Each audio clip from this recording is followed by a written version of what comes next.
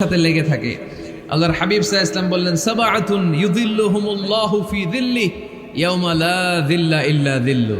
7 শ্রেণীর ব্যক্তিকে আল্লাহ তাআলা কিয়ামতের দিন আরশের নিচে ছায়া দিবে, যেদিন আল্লাহর আরশের ছায়া ছাড়া কোনো ছায়া পৃথিবীতে থাকবে না। সেই দিনটা কি এই দিনের মতো? কিয়ামতের দিনটা আজকের এই দিনের মতো হবে? 50,000 বছর হবে। এটা লেন্থ, এটা ডিউরেশন।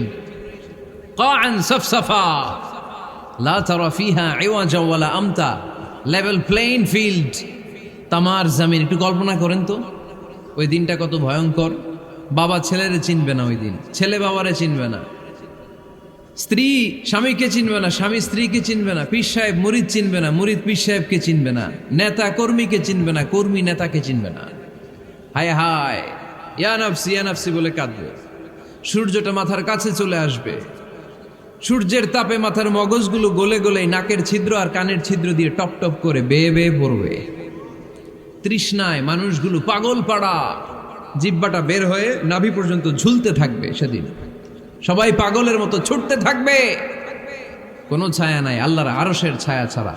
আল্লাহর হাবিব বললেন 7 শ্রেণীর ব্যক্তিকে আল্লাহ তাআলা আরশের নিচে ছায়া দিবেন। এর মধ্যে 1 শ্রেণীর ব্যক্তি রাজুলুন কলবুহু মুআল্লাকুন বিল মাসাজিদ, ওই ব্যক্তি যার হৃদয়টা সবসময় আল্লাহর মসজিদের সাথে লেগে থাকে। মসজিদের সাথে যার হৃদয় লেগে থাকে তাকে আরশের নিচে ছায়া দিবে কে?